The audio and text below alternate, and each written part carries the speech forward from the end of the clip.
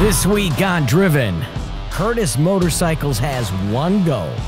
What I wanted to create is the greatest motorcycle that has ever been created. I'm talking about being the best and the finest motorcycle maker in the world.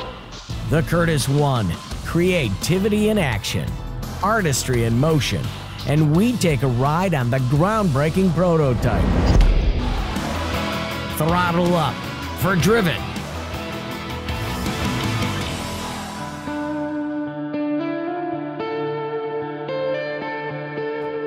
In a garage in New Orleans, design becomes a reality for Curtis Motorcycles. Rooted in a history of innovation that produced 1,300 hand-built motorcycles, American V-twins that left the moto world in awe and remain sought-after collectibles today. Curtis Motorcycles are designed with purpose and passion. The goal for this motorcycle was to design the greatest motorcycle that's ever been conceived, designed, and executed. Now, the idea behind this is, yes, we use EV technology, but that's not nearly enough. That's not enough for me. What I wanted to create is the greatest motorcycle that has ever been created that happens to be an EV motorcycle. A goal designed with purpose and passion.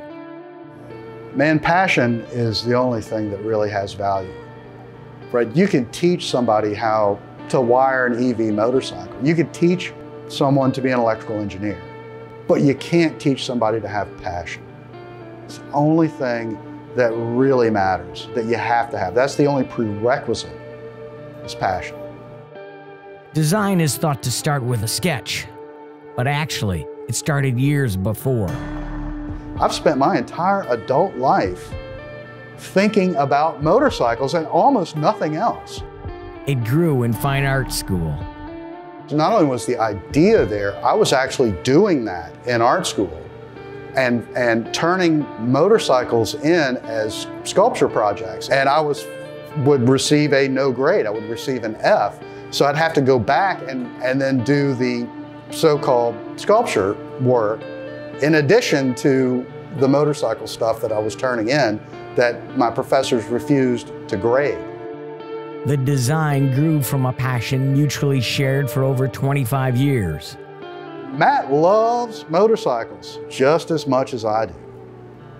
So that's what we're about. We're about making great motorcycles, first and foremost. What I look for is people that are a lot smarter than me. It's not that hard for me to find them. So that's why I love him so much, because he's so damn smart. And he is into this stuff, but he's more than passion, he's real smart. You know, Matt's really one of only a handful of people who've ever really cared about what I thought about motorcycles, or cared enough to actually make an investment in me. What an honor. I mean, how many people do you know think that your ideas are so interesting that they're willing to go to the mat to get them funded? That's what Matt Chambers has done. He believed in me. The design also finds its inspiration in the company's namesake, the revolutionary motorcycle and aviation pioneer, Glenn Hammond Curtis. If you love motorcycles, your motorcycle heroes really starts with Glenn Curtis. He's the pioneer of American motorcycle hot rod culture. Because Curtis was not just a genius like Mr. Nesbitt is, but he was also daring like Mr. Nesbitt is. That's why he jumped on that motorcycle, ran 136 miles an hour in 1906, when the guys on Harleys were doing about 30 miles an hour. 136 miles an hour, and became the fastest man on earth. I don't just mean the fastest guy on a motorcycle. I mean the fastest guy, period. Part of the reason that I was inspired by it is nobody knows that Mr. Curtis was even into motorcycles, because he's famous for what he brought to aviation, for inventing naval aviation. But he's not known as the greatest motorcyclist in the history of our passion. The Curtis One, designed with passion and purpose, while acknowledging the past, What would Curtis, the internal combustion innovator, think of his signature electric motorcycle? I think that he would be honored that people over 100 years later would still hold his feats of daring do in such high esteem. He would be very proud of that people would honor him in that way. I mean, it's on the shoulders of giants that I stand. If Glenn Curtiss were here, he invented 120 years of ICE. Well, why don't we bring him back to invent the next chapter in motoring on two wheels? Chambers is positive that the next chapter, the story electric, is now. There's absolutely no question that we are entering into a new age of motoring. That's a fact. So in the motorcycle universe, it hasn't happened yet because the one by Curtiss had to happen first. The Model S was the motor car that really spawned the sense of people finding out, okay, now I get it. There's going to be a new age of motoring, because the Model S was a highly desirable car that looked cool, and it was electric. And thus began the new era. But now you'll see, you know, Lotus has a 133 coming out. The Polestar 5 is really cool. You see the Lyriq from Cadillac, a great electric SUV. The Celestiq, which is the new $300,000 Cadillac, which is kind of the American luxury car version of what the one by Curtiss is. But the situation is clear. No one has made a desirable electric motorcycle until that, an honest Curtiss motorcycle. Up next, inside the art and technology of the Curtiss One and the zen of EV motorcycle design. When Driven continues.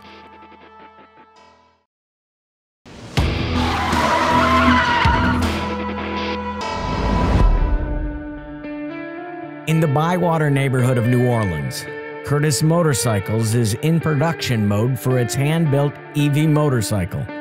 For JT Nesbitt, the head of design for Curtiss, motorcycles are more than transportation. A motorcycle is the most romantic thing that anyone can own. It's the most romantic object that you can possess. There's an element of risk associated with it, an element of danger, an element of bravery. There's an element of solipsism and solitude where you can only do one thing, where when you're riding a motorcycle, all you can do is ride that motorcycle. Any distraction is dangerous, and you can live in your own head and get to know yourself. There's an element of rebellion. Being a rebel is cool. Curtiss's CEO and co-founder, Matt Chambers, has been described as a rebel. Foregoing his successful law practice, Chambers started Confederate Motors in 1991. In 2016, he left Confederate, the internal combustion engine and the V-twin behind. And I believe that my career before was more about me and not enough about giving back. And I want to say about Confederate, I got to say, I'm a Southern gentleman. A gentleman is a person that makes everyone in their presence as comfortable as possible. That's the proper definition. So I didn't know I would be making anyone discomforted. So it's just a blind spot because of where I grew up and the way I grew up. So, but Confederate could never be innovative. It formed to fix something that had gone off the rails, and that was the great American road bike. And we fixed it, but we took it as far as we could. It was the Mike Tyson motorcycle, right? I mean, it doesn't get tougher than what we were making. And then we took that fix, gave it to Curtiss, and became an ageless innovator and a timeless design house. Just like the novel Zen and the art of motorcycle maintenance, Curtiss is attempting to unify two realities, one of immediate artistic experience and one of underlying scientific explanation. Well, when I first saw the direction that JT was in with the first sketch work, I knew that we were on track to deliver an honest Curtiss motorcycle, which is the same fun, the same sex appeal, the same cool factor. But it's easy, it's sublime, it's James Bond, it's not Mike Tyson. This is something that's real refined, but he can fight. You know, when I watch the James Bond movies, I don't think I've ever seen him. Does he ever lose a fight? I don't think so. As Forbes describes, the way the bike is designed mechanically truly sets it apart from pretty much any other production motorcycle. Despite what a lot of people how people may react to this object, there's actually no styling. Everything that was done on this motorcycle was done for an engineering reason. It's not styled, it's engineered. Now, it just so happens that a lot of the engineering choices I find appealing visually. One of my fantasies when I got into this business was I want to make a motorcycle from first principle, meaning from the inside out. I was very aware that every motorcycle maker had been a bicycle maker, and every motorcycle had essentially been a bicycle that somebody looked at and said, how can I best fit in a motor and a transmission and a clutch, et cetera, to motorize that bicycle? A lot of EV motorcycles are nothing but internal combustion engine motorcycles with a swapped out powertrain. If you were designing from first principles, an EV wouldn't look that way because it wouldn't be engineered that way, because it's so different from ICE. That's why this looks so different. It's because it's designed from first principles. I mean, that is the first actual inside-out two-wheeled motoring device in history. And if you think about it from that very high-level perspective, then you get why it has this majestic quality to it. Well, the concept itself is a new concept, an analog electric vehicle, where we take the best parts of EV, but leave out all of the distractions. Leave out all the stepper motors, all of the ECUs. We have the fewest number of electronics on the motorcycle possible. And if you want to make a change, you make the change to your motorcycle with this, and the toolkit. I visited JT's studio to get a first-hand look at First Principle in action. When you think of EV transportation, you don't think of tools at all, but this bike comes with a toolkit. Yeah, I'm actually really proud of the toolkit. You know, a really thoughtful toolkit says something about the design. You know, it's kind of like the last thing that gets thrown into most vehicles. Often in First Principle design, the last shall be first, and the toolkit can do it all. It's one of the greatest toys that's been ever given to a motorcycle guy, because you can safely make geometric changes to the entire machine and then experiment with them. Move it. You're changing the trail of a motorcycle. You can substantively change the way the motorcycle rides. Now you're at 4.5 inches of static trail. You've just done an adjustment to a motorcycle that no one else on earth has ever been able to do. Rebelling has its risks. We took a lot of risks on this motorcycle. That full immersion battery no one has ever even tried it before. We're the first people to try it. The battery is also the radiator? Yes, that's why it's finned. Not only is it externally finned, it's internally finned as well, to increase the surface area and to extract the heat from the coolant. So we have coolant coming in direct contact with the individual cells. The entire thing is soaking in coolant. No one's ever done this before. This is totally new technology. The whole chassis is designed to absorb heat from the inverter and onboard charger, and the steering neck and the motor itself. That's why it looks the way it looks. It's not styled, it's engineered. One of my favorite things on the motorcycle is that we have 75% parts reuse content. That means that 75% of the parts on the motorcycle are used in more than one place and do more than one function. What we're talking about is minimalism and design of the motorcycle coming from a place of the fewest number of component pieces that do the most amount of jobs. It's about respect for materials. There are other firsts in the Curtis One, but it all goes back to first principle design. How do we make it better?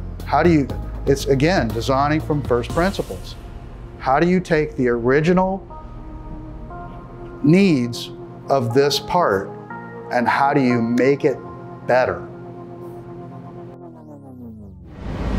Up next, from LA to LA, Curtis takes the One off-road and into a museum when Driven continues.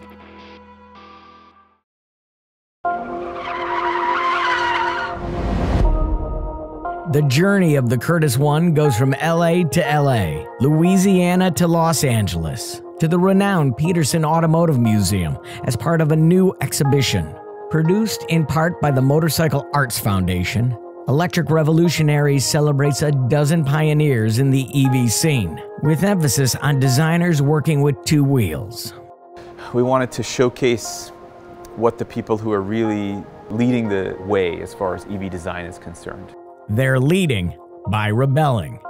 They were willing to sort of dare to dream in a sense and push the industry in a direction that so many people were kind of like pushed back against, you know. It takes these types of people to get the major manufacturers to take the risk. Without these people sort of like, you know, towing the line and putting it all out there, the major manufacturers are happy to just keep doing what they've been doing for decades at least. It'll shock a lot of people to see what already exists, like these things are real and rideable. The only thing that's sort of right now in this day and age that sort of holds us back from making things completely mind-boggling, and in a sense, the Curtis One even achieves that, is changing the fundamental shape of the main structure of the motorcycle, where you still need batteries, so they're gonna be bulky, and they sort of now sort of like are in place of the engine, so they still take up a large part of the design. When you look at the One, Yeah. the Curtis motorcycle, what do you think? It's stunning. It is, I mean, it stops you in your tracks the first time you see it because you're not really sure what you're looking at. You know it's a motorcycle. You know it's a motorcycle. It's almost like, but you don't think it really works. But it is. It's a 100% functional and it does it very well. This is a very, very sort of special segment of the EV moto industry, I think. There weren't really motorcycles that held high prestige in the entire sort of scope of vehicles in general, like cars for sure, Rolls-Royce, Bentley, but for the motorcycling world it wasn't really like that. It took a while for one to develop, and it was Brough Superior originally. For Curtis to have this, it sort of almost takes us back then. We've got something that is absolutely unbelievable, stunning, you know, and it's electric. It's not internal combustion. It belongs in a museum, but you'd rather have it on the road. Yeah, I mean, you could definitely say that. It's one of those, you know, I really want to ride this thing, but I don't want to mess it up kind of deal, you know? Dan, I know what you're talking about. Up next, it's a six-figure prototype, and I'm taking it for a ride when Driven continues. The Petersen exhibit drew thousands to see the Curtis One, but few have taken it for a ride, and fewer with less experience than I. Except for a few times in my youth, I never rode bikes, and certainly not in the last 20 years. This Curtis prototype changed all that. The controls are very, very simple. This is your front brake, Front brake, rear brake. This is your kill switch. That's on and on, off and on. And this is your throttle. throttle. and that's it. That's it. You might have made riding a motorcycle simple for everyone in the entire world. It doesn't get any simpler. Everything about the One by Curtis is designed for an easy ride, from the access center design to going full electric. In a normal internal combustion engine, a large part of your brain is dedicated to keeping that engine alive. With this, all of that is now gone. After a few minutes, I forgot about the cost of the bike and my insurance policy, and just enjoyed the ride. It's about the principle of individuality, the one space you go to when it's just you and your own thoughts and your own essence unified with a machine. That elevates the status of the motorcycle. And now with this motorcycle, we can bring a lot more people to it because it's so easy. Last weekend, I put my sister on this motorcycle. She's never ridden a motorcycle. Went for a ride, came back, and she cried. My sister has never ridden one of the motorcycles that I built before, probably because I wouldn't let her because I didn't want her to get hurt. And for the first time ever, I got to share the experience of my sister understanding who I was. And now we have a deeper connection. It was glorious. It's one of the best days of my life. The ride is sublime, and any worry about size or balance was gone, just like the deafening rumble of an IC engine. I can hear pebbles bouncing off the fender. I've built a lot of luxury products, but I've never built a luxury experience. But that's the difference. What my dream is to build for a client is an heirloom. Something that they will want to pass on to their grandchildren, and the more they put their ideas into it, the more meaning it's going to have for the people who inherit that object. What I want is for as long as people are interested in riding motorcycles, they'll be able to ride this one. He also has a convert to the moto world of two wheels.